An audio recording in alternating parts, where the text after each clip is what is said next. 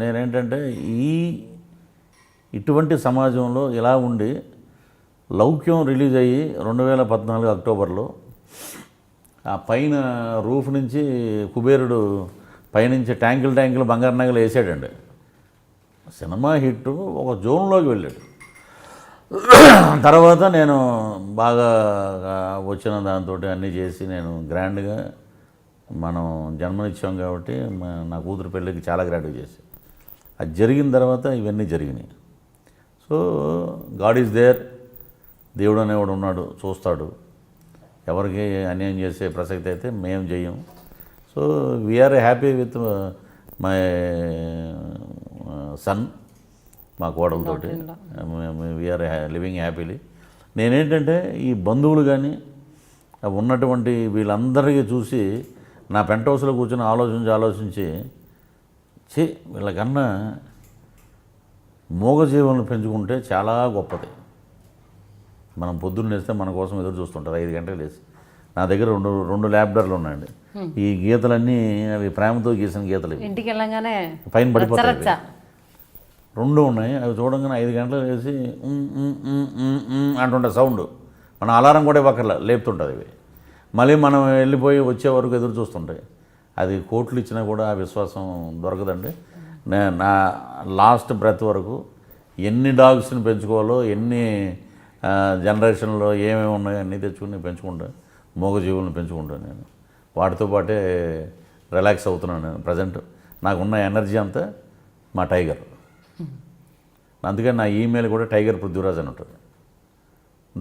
ఎప్పుడైనా ఒక ఇంటర్వ్యూలో కూర్చోబెట్టి సిట్ టైగర్ అంటే కూర్చుంటుంది, ఇంటర్వ్యూ అయ్యే వరకు చూపిస్తాను, తెచ్చేవాడిని. అంతే, నాకు మూగజీవులు అంటే అంత ప్రేమ. దీనికి దత్తాత్రేయుడి గుడికి వెళ్ళినప్పుడు నాకు అనిపించింది, ఇన్ని డాగ్స్ ఉన్నాయి ఇక్కడ, మనం కూడా ఎందుకు తీసుకొచ్చాడు. మన ఇప్పుడు నైట్ షూటింగ్ 2 o'clock అయింది. తెలంగాణ మన కోసం ఎదురు చూస్తుంటాడు తోకపుకుంటూ. రాగానే ముందు పైన పడిపోయి ముద్దు పెట్టేస్తే ఓకే వచ్చేసాడు బాస్ ఇంటికని, అది దాని ఆనందం అన్నమాట అది. సో నేను ఎప్పుడైనా అబ్రాడ్ వెళ్ళినప్పుడు ఎక్కడైనా డాక్టర్స్ డాగు అక్కడ పెట్టెళ్తే నేను మా ఫ్రెండ్స్ని కానీ నిమిషం వెళ్ళి చూస్తుంటాను, వీడియో తీసి పంపిస్తుండండి. అంటే ఆ ఫీల్ ఉంటుంది. మళ్ళీ ఇమ్మీడియట్గా మనం రాగానే ముందు కారు అక్కడికి వెళ్ళిపోయి తర్వాత ఎక్కించేసుకుని తీసుకుని వెళ్ళిపోవటమే. అది ఐ నో దట్ ఎక్స్పీరియన్స్. ఊళ్ళకి వెళ్ళినప్పుడు పడే బాధ అంతా. సినిమా ఇండస్ట్రీలో మీరు ఆల్మోస్ట్ మంచి పొజిషన్లోకి వచ్చిన తర్వాత ఈ పర్సనల్ లైఫ్ అనేది మీ ప్రొఫెషన్ మీద ఏమైనా ఇన్ఫ్లుయెన్స్ చేయించిందా? ఏముండదండి. ఎవ్వరూ professional life, set life, real లైఫే చూస్తారు ఇక్కడ. చాలా మంది చెప్పారు హీరోలో అంత ముందు కూడా, నాగార్జున గారు లాంటి వాళ్ళు, మనకి ఏ ప్రాబ్లం లేకపోతే బయట ప్రశాంతంగా పనిచేసుకోవచ్చు. ఒకటే అండి, నేను మా డాగుని చూస్తాను, లేకపోతే మా మనవడిని చూస్తాను, మా మనవరాలను చూస్తాను, ఫోటోలు చూస్తాను. నా వాట్సాప్లో కూడా వాళ్ళిద్దరే ఉంటారు, వాళ్ళే ఉంటారు. సో ఇది నాకు కొండంత రిలీఫ్ అండి నాకు.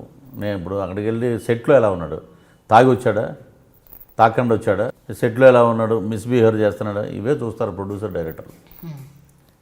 ఎవరికి ఇన్కన్వీనియన్స్ కలగనంత వరకు బాగానే ఉంటుంది. అంతేనండి. మిగతా వీడి విషయాలు, వీడికి ఫస్ట్ ఫ్యామిలీ ఉందా, సెటప్లు ఉన్నాయా, బయట ఉన్నాయా. నేను అంట సెటప్ ఏమంటే ఒక ఆయన అడిగాడు నేను, ఏమంటే మీకు సెకండ్ ఫ్యామిలీ ఉందంటే, సెకండ్ ఫ్యామిలీ కాదు, నాకు ఏ ఊరు వెళ్ళినా కూడా ఒక ఫ్యామిలీలు ఉన్నాయి, రాసుకో అన్నా నేను. అదేంటండి అలా మాట్లాడతారండి, మరి అలా ఎందుకు అడిగావు. ఇంకొక ఆమె చెప్పడం ఏంటంటే, పృథ్వీరాజ్ గారికి ఒక ఆమె పరిచయం అయిందంట. ఆమెకి చూడండి అసలు 7 వారాల నగలంట, ఒక వెల్ ఫర్నిష్డ్ ఫ్లాట్ అంట, ఒక మెర్సిడెస్ బెంజ్ లాంటి కారు కొనిచ్చారంట. పృథ్వీరాజ్ ఎప్పటి నుంచి ఎర్నింగ్స్ ఉన్నాయి, 2014 ఎండింగ్ నుంచి 2017 వచ్చేటప్పుడు సినిమాలే లేవు, 50 సినిమాలు కూడా. 5 ఫ్లాట్లు కూడా ఉన్నాయి. ఇలాగ ఇప్పుడు ₹1 గురించి ఇంత కష్టపడి మనం ఇది చేస్తుంటే నోరంట ఇలాంటి మాటలు వచ్చేస్తుంటాయండి. ఒక సపోజ్ 1 లక్ష తీసుకునే యాక్టర్ అయితే GST 18,000, income tax 10,000, manager commission 10,000, 38,000 అయిపోతాయి. ఇంకా మిగులుతాయి 52లో వీడు మేకప్ అసిస్టెంట్కి, వీడు ఆ రోజు మెయింటెనెన్స్కి, ఇవన్నీ చూసుకుంటే ఏముంటుందండి. ప్రకాష్ రాజ్ గారు చెప్తారు కదా, జిఎస్టీ వచ్చాక ఒక ఐస్ పెట్టి ఒక సినిమాలో సెంట్రల్ నుంచి మనకి ఫండింగ్ ఎలా వస్తుంది, ఇది ఎలా వచ్చి ఇది ఎలా వెళ్తుంది పొలం మిగిలింది. మనసిచ్చి చూడు. అవి తెలుసుకోవాలండి. హ్యాపీగా ఉన్న జీవితాన్ని కాలుతో తనుకునే వాళ్ళు దురదృష్టవంతులు. పంతం పట్టింపు ఎక్కువ రోజులు ఉండవండి. ఈరోజు పృథ్వీరాజు మీద పడి ఏడ్చే వాళ్ళందరికీ నేను ఒకటే సమాధానం చెప్తాను. చాలా మొన్న నేను జడ్జి గారితో కూడా ఈ మాట చెప్పాను. పృథ్వీరాజు లేడు అనుకుందామండి, ఇప్పుడు పృథ్వీరాజ్ ఈజ్ నో మోర్ అనుకుంటాం, తర్వాత ఎవరి మీద పడి ఏడుస్తారండి? దెర్ ఈజ్ నో పృథ్వీరాజ్, నువ్వు ఎవరి మీద పడి ఏడుస్తావు, ఎవరిని అంటావు? అంతే. రమణ మహర్షి, ఆయన సిద్ధాంతాలు, నెక్స్ట్ నేను శివుడిని బాగా, లక్ష్మీనరసింహ స్వామిని, వాళ్ళందరినీ నాకు నేను మళ్ళీ మొన్న రుద్రాక్ష ఇది నాకు కాకినాడలో ఇచ్చారండి ఒక ఆయన.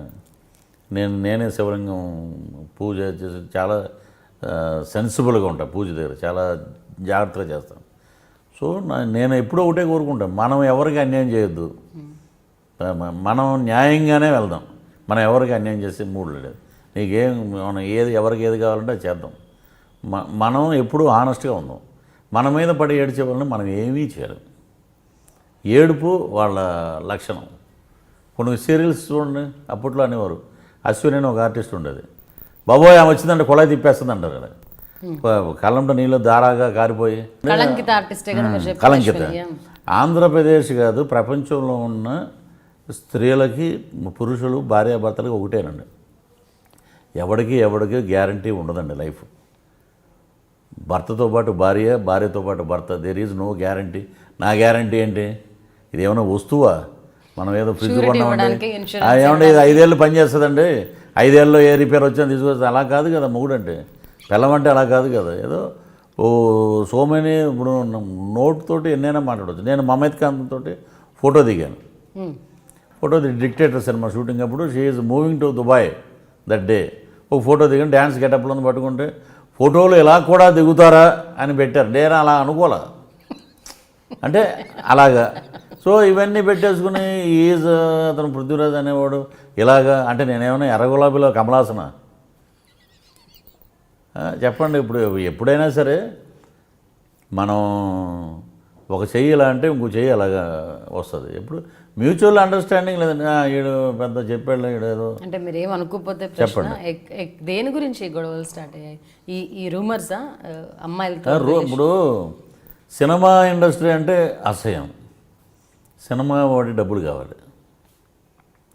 ఇప్పుడు నా చుట్టూ క్వార్టర్ ఎలా ఉందంటే అండి, నాతో పాటు ఉన్నవాళ్ళు కూడా సార్ నమస్తే, మళ్ళీ ఇమ్మీడియట్గా హలో ఇతను ఇలాగా దేనికి అంటాను నేను.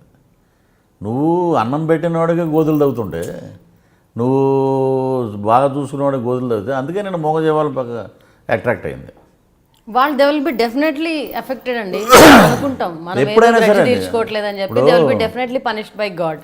ధర్మో రక్షత రక్షిత అన్నారు, అది కరెక్టే కదా. ధర్మో రక్షత. ఎంత వెస్టర్నైజేషన్ వచ్చినా, ఎంత పాశ్చాత్య పద్ధతి వచ్చినా, దేవుడు పెట్టే శిక్షలకు మాత్రం ఎప్పుడు ట్రెండ్ ఉండదు. ఇప్పుడు ఎక్కడో వెళ్ళక్కర్లేదండి. మేము ఇప్పుడు నువ్వు అక్కర్లేదు నాకు అవతల పో అంటే వేరు, నువ్వు దేనికి గొడవ అనేది ఒకటి, నువ్వు అవతల పో అంటే అది వేరే, అది రెక్లెస్నెస్. ఇవన్నీ అవసరమా అంటే దాంట్లో ఎంత బాధ ఉండదు అనేది అవన్నీ కొన్ని ఇన్సిడెంట్ల వల్ల, కొన్ని ఇవన్నీ జరగడం వల్ల అదొక నా కెరీర్లో నా జీవితంలో, కెరీర్ పక్కన పెట్టండి, నా జీవితంలో ఒక బ్యాడ్ రిమార్క్ అది. అంతకుముందు ఈ 30 years మీ మధ్య ఎట్లా ఉండేదండి సాన్నిహిత్యం? అది ఇప్పుడు దీని గురించి ఒక లైన్లో చెప్పండి. అంటే నేను దాని గురించి కూడా చెప్పలేనండి. ఎందుకంటే ఇప్పుడు మీ నెత్తి మీద గన్ను పెట్టేసి మాట్లాడండి అంటే పాయింట్ బ్లాంక్ రేంజ్లో గన్ను ఉంది మాట్లాడలేని అంటారు చూసారా, అలాగా. సో ఇన్సిడెంట్స్ అయిపోయినప్పుడు అంత ఫ్లెక్సిబిలిటీగా రావు. సో పిల్లలు పాప బాబు ఏమంటున్నారు? వాళ్ళు సపరేట్ అండి. ఇప్పుడు మ్యారేజ్ అయిపోయాక అమ్మాయి అంటే వాళ్ళ ఇంటికి వెళ్ళిపోతుంది కాబట్టి బాబు ఈజ్ విత్ మీ. సో ఏ సిచ్యువేషన్లో అయినా నా కొడుకు నా పక్కనే ఉంటాడు. So is a friend, is a guide, is a director, is a dictator. Very nice. పక్కనే ఉండి దగ్గర ఉండి మోరల్ సపోర్ట్, కోడలు అందరూ ఉంటారు, ఫ్రెండ్స్. సొసైటీ. స్పిరిచువల్ ఎక్కువ నాకు ఇప్పుడు ఎట్లా అంటే ఈ జగ్గి వాసుదేవ్ కానీ లేకపోతే రవిశంకర్ ఇట్లాంటి స్పీచెస్ తినడమా, లేకపోతే పూజలు పునస్కారాలు నేను టెంపుల్స్కి ఎక్కువ వెళ్ళడం అట్లా? టెంపుల్స్కి ఎక్కువ వెళ్తానండి. చాగంటి కోటేశ్వరరావు గారు, గరికపాటి నరసింహరావు గారి ప్రవచనాలు బాగా వింటాను నేను. సో భగవద్గీత బాగా చదువుతాను. ఇంకెంతకు మించి నేను ఇంకా ఈ మధ్య కొంచెం సింహాచలంలో గర్భగుడిలో ఎప్పుడు బాలకృష్ణ గారికి ఎంట్రీ ఉంటుంది. అవును. కానీ బాలకృష్ణ గారి గురించి ఆ ఎక్స్పీరియన్స్ గురించి చెప్పినందుకు పూజారులు నాకు కూడా అవకాశం అవునండి, నాకు కల్పించారని చెప్పారు. ఏకైక వ్యక్తిని నేనండి అక్కడికి నన్ను తీసుకెళ్ళి నేను లక్ష్మీనరసింహస్వామి దీక్ష చేశాను. లోపల టెంపుల్లోకి వెళ్తే బాగా ప్రాతకాలం 3:30కి లోపల కూర్చోబెట్టి బ్రహ్మాండంగా పూజలు గీజలు అన్నీ చేస్తారు. అదే ఒక నా అదృష్టం ఉంటుంది. దేనికైనా సరే ఈరోజు మా అమ్మ ఉండుంటే నా జీవితం ఇంకో రకంగా ఉండేది. నా తల్లికి ఏం చేయలేకపోయాం మనం. అలాంటి తల్లులు ఎవరైనా కనపడితే వాళ్ళకి ఏదైనా చేయాలనేది ఒక ప్రగాఢమైన ఒక మనకి ఎన్ని సంవత్సరాలు వచ్చినా, వాళ్ళకి ఎన్ని సంవత్సరాలు వచ్చినా, వాళ్ళకి 100 సంవత్సరాలు వచ్చినా కూడా తల్లి పోకూడదనే ఉంటుంది బిడ్డకి. అంతే.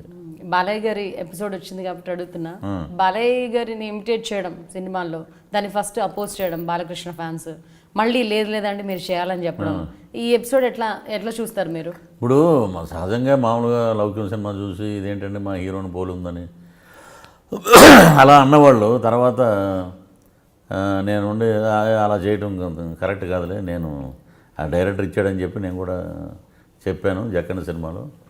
సో నెవర్ నేను మళ్ళీ అది రిపీట్ జరగదన్నా. తర్వాత యాక్టెడ్ విత్ హీరో గారు, డిక్టేటర్ అండ్ పైసా వసూల్ 2 సినిమాలు చేశాను. సో ఆయన is a down to earth person. తర్వాత నాకు ఆ సంవత్సరం 2017లోనే నేను చిరంజీవి గారి ఇంటికి వెళ్ళాను. అది ఒక మెమరబుల్ ఎక్స్పీరియన్స్. పవన్ కళ్యాణ్ గారితో కాటంరాడు షూటింగ్లో ఉన్నాం.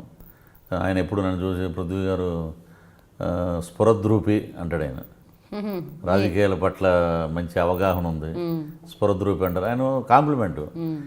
మిగతా వాళ్ళు ఎక్కడ చూసినా ఏ హీరో చూసినా ఏమైనా బాగున్నావు అని అంటారు. సో అది చాలండి ఇండస్ట్రీ మనం సంపాదించుకుంది. Cinema not only cinema industry, వేరే ఎక్కడ పోయినా కూడా పాలిటిక్స్ గురించి మాట్లాడే వాళ్ళని కొంచెం ఇంట్రెస్టింగ్ పర్సన్గా అనుకుంటుంటారు. ఎందుకంటే ఇప్పుడు నా పొలిటికల్ స్పీచెస్లో నేను ఇంచుమించు 40 నిమిషాలు మాట్లాడతాను పబ్లిక్ మీటింగ్. సో నేను నా గురువులు అయినటువంటి దాసనారాయణరావు గారి దగ్గర పంచెస్ మాట్లాడతా 30 years అమ్మ ఇక్కడ అంటే ఓ అని గోల ఉంటుంది. అంటే నేను చెప్పేది ఆవేశంగా చెప్పనండి, మాట్లాడుతూ చెనుకులు వెనుకులు వాళ్ళకి కామన్ మ్యాన్కి అర్థమయ్యేటట్టు. ఇప్పుడు చిన్నది అర్థం ఉదాహరణ అంటే స్పెషల్ స్టేటస్ ప్యాకేజ్, ఒక స్వీట్ ప్యాకెట్ అలా పెట్టుకుని నలుగురికి ఇచ్చేస్తే అయిపోయిందంటే, అయ్యో ఇంకా చాలామంది ఉన్నారంటే చాలామంది కావాలంటే స్పెషల్ స్టేటస్ లాంటిది వస్తే మనకి అందరికీ ఈ ప్యాకేజ్ వచ్చింది కాబట్టి ఇక్కడికే సరిపోయింది, అది వస్తే అందరికీ సరిపోతుంది. అంటే ఈ రూరల్లో బాగా వెళ్తాయి, దాన్ని ప్యారడీగా చెప్తే జనాలకి ఎక్కుతుంది బాగా. రైట్. పాలిటిక్స్ గురించి సినిమా వాళ్ళు ఎక్కువ స్పందించడానికి ఇందాక అడిగినట్టుగా సందేహిస్తూ ఉంటారు. ఎందుకని అండ్ చాలామంది అడుగుతూ ఉంటారు, సినిమా వాళ్ళు పాలిటిక్స్ అనగానే ఎలక్షన్ టైంలో ఏదైనా సినిమా రిలీజ్ అయినా ఏదో ఆ సినిమా స్టోరీ వరకు పొలిటికల్గా తెలుసుకుంటారు కానీ దాని మీద అవగాహన ఎక్కువ పెంచుకోరు. ఎందుకని? సినిమా ఇండస్ట్రీలో పాలిటిక్స్ గురించి అందరూ మాట్లాడుతున్నారు. From the era begin Jaggayya గారి దగ్గర నుంచి కృష్ణ గారు, శారద గారు, కైకాల సత్యనారాయణ గారు, అలాగే సుమన్ గారు మాట్లాడుతున్నారు. ఇప్పుడు జనసేన అధ్యక్షులు ఉన్నారు, చిరంజీవి గారు ఉన్నారు, బాలకృష్ణ గారు ఉన్నారు, రోజా ఉంది, విజయ్ చంద్ర గారు ఉన్నారు. సో ఒక్కొక్కరిది ఒక ఒపీనియన్ అండి. ఒకడు క్లబ్కి వెళ్తాడు, ఒకడు రేసులకి వెళ్తాడు, ఒకడు ఏమంటే గోవా వెళ్తాడు, ఒకడు ఇంకో చోట ఎంజాయ్ చేస్తాడు. నేను నా ఎంజాయ్మెంట్ అంతా నా పెంట్ హౌస్లో కూర్చుని నేను పాలిటిక్స్లో ఈరోజు ఏమొచ్చినాయి పక్కన కూర్చోబెట్టుకుంటా అండి. ఏదన్నా వర్షం బాగా పడినప్పుడు అంటే రెగ్యులర్గా నేను పృథ్వీరాజు ఇలాగ తాగేస్తాడని కానీ నా అకేషన్ నా ఆనందం అండి. వచ్చినప్పుడు నా హెల్త్ చూసుకుని దాని ప్రకారంగా ఫాలో అవుతాను నేను. వచ్చాం కూర్చున్నాం, మాట్లాడాక ఈ యూట్యూబ్లో ఎవరో ఏం మాట్లాడాడు, ఏ రాజకీయ నాయకుడు ఏమన్నాడు, దాంట్లో ఇతను ఇంతకుముందు ఏం చేశాడు, ఇతను ఇలా మాట్లాడవలసిన అవసరం ఏంటి, మాట్లాడిన దాంట్లో ఎంతవరకు కరెక్ట్ ఉంది, ఇవన్నీ ఆలోచించుకుని నేను చిన్న చిన్న చురకలు ఎప్పుడైనా అటు వెళ్ళినప్పుడు ఇంటర్వ్యూల్లో అట్లో పెడుతుంటమాట. మీరు అన్నారు కదా యూట్యూబ్లో అతికిచ్చడాలు ఎక్కువైపోయి, తమ్నెయిల్స్ ఎక్కువైపోయి, పృథ్వీరాజ్ ముంబైతో ఇలా దిగారు, ఒక ఆమె ఈ బ్లాక్ మెయిల్ కూడా చేస్తుంది, ఇవన్నీ వచ్చాయి కదా. అవి చూసినప్పుడు ఏమనిపిస్తుంది? నవ్వుకుంటానండి అంతే. ఇప్పుడు సెల్ఫీ ఉందండి. ఇప్పుడు మనం మామూలు జనరల్గా విలేజెస్లో ఆడపిల్లలు ఫస్ట్లో ఎలా ఉండారంటే, ఏయ్ నువ్వు బయటికి వెళ్ళకు అని. కాదమ్మా, ఇలాగ అన్నయ్య ఫ్రెండ్స్ వచ్చారు మాట్లాడుతుంటే, అన్నయ్య ఫ్రెండ్స్ లేరు ఎవరు లేరు, నువ్వు లోపలికి వెళ్ళు. అలాంటి కట్టుబాట్లు పెరిగారు ఆడపిల్లలు ఫస్ట్. ఇంట్లో ఉన్నా కూడా, ఎరా నువ్వు దాని గదిలోకి ఎందుకు వెళ్తున్నావు పద్దాక, దాని అంటే అదే వయసు వచ్చిన పిల్ల, అన్నల్ని కూడా వారించేవాళ్ళు, అన్నను కూడా వారించేవాళ్ళండి. ఆ సంస్కృతి ఇప్పుడు అక్కడక్కడక్కడ ఉంది. ఇప్పుడు ఎంత కల్చర్ అయిపోయిందండి. ఇప్పుడు నువ్వేం చూస్తున్నావు అని చెప్పి లాక్కుని షేర్ చేసుకుని ఇలాంటి టెక్నాలజీ వచ్చాక హిందూ తత్వం, బీజేపీ, హిందువులు జైరామ్, హే రామ్, జై శ్రీరామ్ ఇన్ని మాడుతున్నారు కదా. ఆయన ఏమన్నారు ప్రచారం అప్పుడు, మేరేకో దేశ్ కా ప్రధానమంత్రి నై బనో, చౌకీదార్ బనాయే అని నేను కాపలాదారుడిగా పెట్టండి అన్నారు. హిందూ తత్వం, బీజేపీ వచ్చింది, హిందువులు బ్రహ్మాండంగా ఉన్నారు హిందూయిజం అన్నప్పుడు ఈ డ్రెస్ కోడ్ పెట్టండి. గుళ్ళో పెట్టారు, వెంకటేశ్వర స్వామి గుళ్ళో చక్కగా జుబ్బా పైజమా సారీ ఒక నామం పెడతారు వెళ్ళంగానే. అలాగే మీరు కొన్ని చోట్ల పెట్టండి, యూట్యూబ్లు తీసేయండి.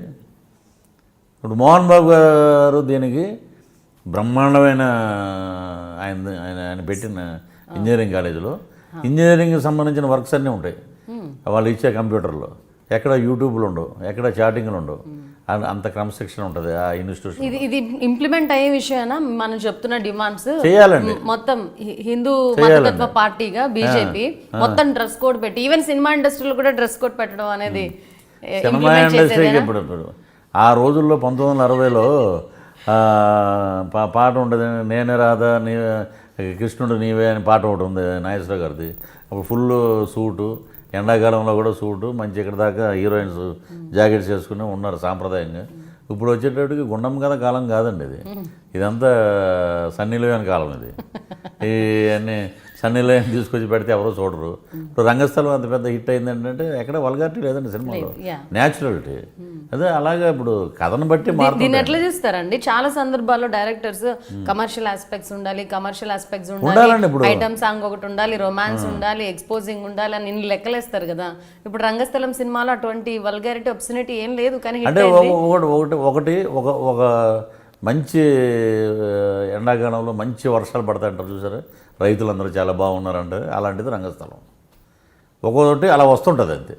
ఒక బాహుబలి, ఇండియన్ ప్రైడ్, మనం హ్యాట్స్ ఆఫ్ టు రాజమౌళి గారు. నేను సినిమాలో కూడా పెట్టాను బెంగాల్ టైగర్లో. మన తెలుగు సినిమా రేంజ్ని ఇక్కడి నుంచి అక్కడికి తీసుకెళ్ళండి అంటే పుస్తకం తీసుకెళ్తుంటాడు. నేను తీసుకెళ్ళే ముందు బుక్కుని కాదు, తెలుగు సినిమా రేంజ్ని ఆ రాజమౌళి గారు తీసుకొచ్చి కథ చెప్పే విధానం, ఆ పిక్చరైజేషను, ఆ మార్కెటింగ్. ఈ రోజున పాస్పోర్ట్ లేకుండా ఫారిన్ కంట్రీస్కి వెళ్ళే నటులు దాంట్లో ఉన్న వాళ్ళందరికీ. సో నేను కూడా అక్కడక్కడ కనబడతాను మహామంత్రిగా. సో ఐఎమ్ బి ప్రౌడ్ నేను అటువంటి సినిమాలో నటించానని. సో మరి ఎలాంటి సినిమా తీశారండి? అలాంటి సినిమా తీయడానికి మనం కూడా ప్రయత్నించాలి. రంగస్థలం లాంటి సినిమాలు వస్తాయి. చేసేటప్పుడు సుకుమార్ గారిని ఎన్ని అన్నారు, ఇదేం cinema, hero character already lagan లాంటి సినిమాలు చూసాం, ఇలా ఉంది అలా ఉంది, ఇదేంటి అక్కడ 1985 అన్నారు. అబ్బో అవకాశం రానోడు ఇలా అన్నాడు, అవకాశం వచ్చినప్పుడు బ్రహ్మాండంగా యాక్ట్ చేశాడు. ఎంత మంచి సినిమాలో మనం కూడా ఉంటే బాగుండు. ఎండుమూరి టాపిక్ కూడా తీశారు కదా యూట్యూబ్ ఛానల్స్లో, అసలు నటనే రాదు రామ్ చరణ్కి అన్న ఎండుమూరికి ఇన్ని రోజుల తర్వాత సమాధానం ఇచ్చాడు రంగస్థలంతో రామ్ చరణ్. ఇప్పుడు రియాక్ట్ అవుతున్నాడు. రామ్ చరణ్ గారు ఎండమూరి వీరేంద్రనాథ్కి సమాధానం చెప్పవలసిన అవసరం లేదండి. ఇది ఇప్పుడు మెగా ఫ్యామిలీ నుంచి చిరంజీవి గారు ప్రాణం ఖరీదులో చూడండి, సేమ్ అలాంటి క్యారెక్టర్ ఉంటుంది రంగస్థలంలో చేసిన. అంటే ఈ రోజు మెగా పవర్ స్టార్ అనే టైటిల్ కూడా అవసరం లేదు, తను ఒక నటుడిగా బాగా ఎక్స్పోజ్ అయ్యారు. అంతే, ఇప్పుడు బ్యాక్గ్రౌండ్ కూడా చెప్పాల్సిన అవసరం లేదు. రామ్ చరణ్ అంటే రంగస్థలంలో చిట్టిబాబు. మరి ఈ రోజున ఆ క్యారెక్టర్కి సమంత గారు చేసిన క్యారెక్టరు ఇప్పుడు అక్కినేని కుటుంబంలో ఉన్న అక్కినేని వారి కోళ్ళు, అక్కినేని కుటుంబం నుంచి వచ్చిన అమ్మాయి మరి ఎంత అద్భుతంగా చేసిందండి. ఆ అమ్మాయిని ఎంత అందంగా రిసీవ్ చేసుకున్నారు ఆడియన్స్. మన తెలుగు నేటివిటీ, తెలుగు అమ్మాయి అని అంటారు కదా, ఒక తెలుగు అమ్మాయికి ఆ వేషం ఇద్దాం అంత ప్రూవ్ చేస్తారు. ఆమెని, దివ్యవాణి, తెలుగు వాళ్ళని చాలామంది ఇచ్చారండి. బాపు గారు అందరూ పెట్టారు. సుహాసిని చాలామంది ఉన్నారు, అంటే ఈ జూనియర్ సుహాసిని కూడా. ఇప్పుడు కొంతమంది టీవీ సీరియల్, ఇప్పుడు టీవీలో ఉన్న వాళ్ళందరూ తెలుగు అమ్మాయిలే, టీవీ హీరోలు అందరూ తెలుగు అమ్మాయిలే, క్యారెక్టర్ ఆర్టిస్టులు అందరూ తెలుగు వాళ్ళే. ఇంకా ఎక్కడి నుంచి తేవాలంటే ఇంకా అందరికీ ఇస్తూనే ఉన్నారు. ఇప్పుడు ఒక సినిమా అద్భుతంగా రావాలంటే ఈ లగాన్ టైప్లో కావాలి నాకు, ఈ ఫోటోగ్రఫీ ఎవరిని పెడదాం, ఆ కెమెరామెన్ బాగా చేసాడు ఆయన పెట్టండి సార్ అంటారు డైరెక్టర్స్. ప్రొడ్యూసర్ కూడా ఏంటంటే డబ్బులు పెడతాం, క్వాలిటీ కావాలి, సో వాళ్ళని పెడతాం. అంతేగాని